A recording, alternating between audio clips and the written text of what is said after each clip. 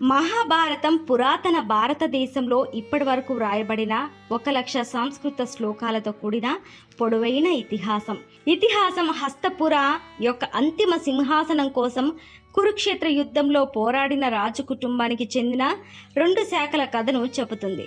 పండితుల ప్రకారం పురాణ పాద్యం 4వ శతాబ్దం BCE లేదా అంతకుముందు రచించబడి ఉండవచ్చు. మానవ చరిత్రలో ఇప్పటి వరకు వ్రాయబడిన అతి పొడవైన ఇతిహాసం ఇది. మనకు కృష్ణుడు, అర్జునుడు, భీముడు, కర్ణుడు, ద్రౌపది మరియు మరెన్నో గొప్ప పాత్రలను కూడా అందిస్తుంది. అయితే కృష్ణుడితో పాటు అర్జునుడు మహాభారతంలో 2వ అత్యంత ప్రజాదరణ పొందిన పాత్ర. అతనికి అపారమైన ప్రజాదరణ ఉన్నప్పటికీ అతని గురించి పెద్దగా తెలియని కొన్ని చెప్పని కథలు ఉన్నాయి. అలాంటిది అర్జునుడికి ఎంతమంది భార్యలు ఉన్నారు? ప్రజాదరణ పొందిన నమ్మకానికి విరుద్ధంగా అర్జునుడికి 7 భార్యలు లేరు. వాస్తవానికి అతను వివిధ రాష్ట్రాలకు చెందిన 4 రాజ యువరాణులను మాత్రమే వివాహం చేసుకున్నాడు. ద్రౌపది పంచల్ రాష్ట్ర యువరాణి, ఉలిపి ఒక వితంతువు మరియు కౌరవ్య కుమార్తె చిత్రగతి మణిపూర్ రాజ్యానికి చెందిన యువరాణి. సుభద్ర కృష్ణుని సవతి సోదరి. అయితే అర్జునుడు ఇంద్రుని స్వర్గధామానికి చెందిన స్వర్గపు వనదేవత అయిన ఊర్వశిని మరియు మత్స్య రాజ్యానికి చెందిన యువరాణి ఉత్తరాను వివాహం చేసుకోవడానికి నిరాకరించకపోతే అతనికి మరో 2 భార్యలు ఉండేవారు. అర్జునుడు ద్రౌపదిని ఎలా పెళ్లి చేసుకున్నాడు? మొదటి చూపులో మనం మహాభారతాన్ని యుద్ధాలు మరియు రక్తపాతాల ఇతిహాసం మాత్రమే అని తప్పుగా అర్థం చేసుకోవచ్చు.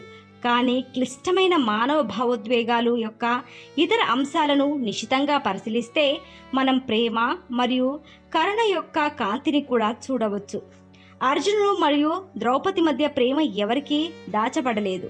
మొత్తం 5 పాండవులకు ఒకే ఒక భార్యను పంచుకున్నప్పటికీ ద్రౌపది ఎల్లప్పుడూ అర్జునుడిని అత్యంత ప్రేమిస్తూ మరియు తన భర్తలలో మిగిలిన 4 కంటే అతన్ని ఇష్టపడేది.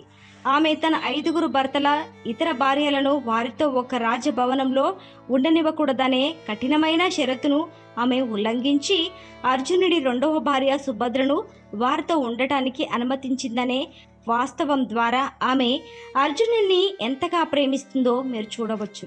ఆమె అర్జున్ని ఎంతగా ప్రేమిస్తుందో మరియు ఎంతగా చూసుకుంటుందో దీన్ని బట్టే తెలుస్తుంది. ఆమె యవ్వన వరంలో అర్జునుడు ద్రౌపదిని గెలుచుకున్నాడు. ఆమె తండ్రి పంచాల్ రాష్ట్ర రాజుచే ప్రకటించబడింది. స్వయంవరం అనేది ఒక రకమైన గుడ్డి బాణం విసిరే పోటీదారుల నుండి ద్రౌపదిని పొందగలిగే ఉత్తమ భర్తను ఎంపిక చేయడానికి నిర్వహించబడింది. అయితే తుది నిర్ణయం ఆమెపైనే ఉంది మరియు ఆమె యవ్వన వరంలో చివరి విజేతను వివాహం చేసుకోవడానికి నిరాకరించవచ్చు. కానీ అర్జునుడు వీడు విద్యలో తన అంటరాని నైపుణ్యంతో ద్రౌపదిని రంజింపచేసి ఆమెను తన మొదటి భార్యగా గెలుచుకున్నాడు. అర్జునుడు 12 సంవత్సరాలు ఎందుకు వనవాసం చేశాడు? ఉలిపి చిత్రగతి సుభద్రలను అర్జునుడు ఎలా వివాహం చేసుకున్నాడు అనే కథ చాలా ఆసక్తికరంగా ఉంటుంది. మీరు మొత్తం చిత్రాన్ని అర్థం చేసుకోవడానికి ముందు వేదికను సెట్ చేసుకోవడానికి సందర్భం అవసరం. కాబట్టి 5 పాండవులు ద్రౌపదితో తమ వివాహ కర్మలను ముగించి భార్యాభర్తలుగా ప్రకటించబడిన సమయంతో ఇది ప్రారంభమవుతుంది. అప్పుడు నారద ముని సందర్శించి ఒక అందమైన భార్య కోసం తమ మధ్య ఎలాంటి అంతర్గత గొడవలు జరగకుండా ద్రౌపదిని ధర్మబద్ధంగా ఎలా పంచుకోవాలో తమకు తాము నియమం పెట్టుకోమని సలహా ఇచ్చాడు. 5 పాండవుల్లో ఒకరు మాత్రమే ద్రౌపదితో 1 సంవత్సరం పాటు గడిపేవారని మరియు ప్రతి సంవత్సరం చివర్లో చక్రం పునరావృతం అవుతుందని అతను ప్రతిపాదించాడు. అయితే ఒక క్యాచ్ ఉంటుంది. ఒక పాండవుడు ద్రౌపదితో ఒంటరిగా గడిపే హక్కు కలిగి ఉన్నప్పుడు మరొక సోదరుడు గదిలోకి ప్రవేశించడానికి లేదు. వారిని ఇబ్బంది పెట్టడానికి అనుమతించబడదు. ఎవరైనా నియమాన్ని ఉల్లంఘిస్తే వారు 12 సంవత్సరాల పాటు ఎదుర్కోవాల్సి ఉంటుంది, రాజ్యం నుండి బహిష్కరణ. మరియు మీరు ఊహించినట్లుగా అర్జునుడు తన విల్లును వెనక్కి తీసుకోవడానికి ఒకసారి చట్టాన్ని ఉల్లంఘించాడు. ఒక పేద బ్రాహ్మణుడు దొంగల సమూహంతో పోరాటానికి సమయం కోరాడు. ద్రౌపది యథాష్ఠునితో ఏకాంతంగా కొంత శృంగార సమయాన్ని పంచుకుంటున్న గదిలో విల్లు ఉంటుంది. నియమాన్ని ఉల్లంఘించడం వల్ల కలిగే పరిణామం అర్జునుడికి తెలుసు. కానీ అతను బదులుగా పేద బ్రాహ్మణుడికి సహాయం చేయాలని నిర్ణయించుకున్నాడు మరియు గదిలోకి వెళ్ళాడు. ఫలితంగా అతను 12 సంవత్సరాల పాటు అజ్ఞాతవాసిగా శిక్షను అంగీకరించవలసి వచ్చింది. మరియు అతను మరో 3 యువరాణులను వివాహం చేసుకునే ప్రయాణం ఇలా ప్రారంభమైంది. అర్జునుడు ఉలిపిని, అతని 2వ భార్యను ఎందుకు వివాహం చేసుకున్నాడు? వనవాసం సమయంలో అర్జునుడు ఒక అడవి గుండా వెళ్ళినప్పుడు అతను ఉలిపి అనే అందమైన స్త్రీని కలుసుకున్నాడు. ఆమె నాగతెగ నాయకుడు కర్వయ్య కుమార్తె. ఆమె చెందిన తెగ అడవిలో నివసించేది మరియు ప్రధాన సవతి రాజ్యాల నుండి చాలా స్వతంత్రంగా ఉంది. అందువలన ఉలిపి సాధారణ యువరాణి కాదు. నిజానికి ఆమె వితంతువు మరియు పిల్లలు లేరు. ఆమె మొదటి భర్త చాలా కాలం క్రితం గరుడ చేతిలో హతమయ్యాడు. భర్త మరణం తర్వాత ఆమె తన తండ్రితో నివసిస్తున్నారు మరియు వితంతువు కావడానికి చాలా చిన్న వయసులోనే ఉంది.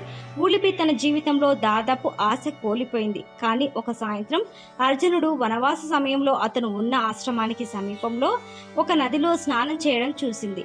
ఆమె అతని గురించి ఇంతకు ముందే విన్నది మరియు అతని అసాధారణ విల్లు విద్య నైపుణ్యాల గురించి తెలుసు. యువరాజు అర్జునుడు ఇంత చిన్న వయసులో ఎలా సన్యాసి అయ్యాడో ఆమె నమ్మలేకపోయింది. ఆమెకు నిజంగా ఆలోచన లేదు. అర్జునుడు స్నానం చేస్తుండడం చూసి అతని అందచందాలకు మైమర్చిపోయి అతన్ని ఉలిపి అర్జునుడిపై నాగతెగకు చెందిన కొన్ని మంత్రాలను తెలుసుకొని ఉపయోగించి తీసుకురాగలిగింది. అక్కడ అర్జునుడు తిరిగి తన స్థానానికి వెళ్లేలోపు అతన్ని పెళ్లి చేసుకోమని కోరింది. అర్జునుడు ఆ ప్రతిపాదనకు అంగీకరించాడు మరియు అతను ఆమెను వివాహం చేసుకున్నాడు. వారు ఎక్కడా కొంత సమయం గడిపారు. తర్వాత ఆమె వారి కుమారుడు ఇరావన్తో గర్భవతిగా ఉన్నప్పుడు అర్జునుడు తెగను విడిచిపెట్టి తన ఆశ్రమానికి తిరిగి వచ్చాడు. అర్జునుడు చిత్రగదను ఎందుకు వివాహం చేసుకున్నాడు? అర్జునుడు తన 2వ భార్య ఉలిపిని ఆమె నాగతెగలో విడిచిపెట్టిన తర్వాత అతను పశ్చిమానికి వెళ్ళి మణిపూర్ రాజ్యానికి చేరుకున్నాడు.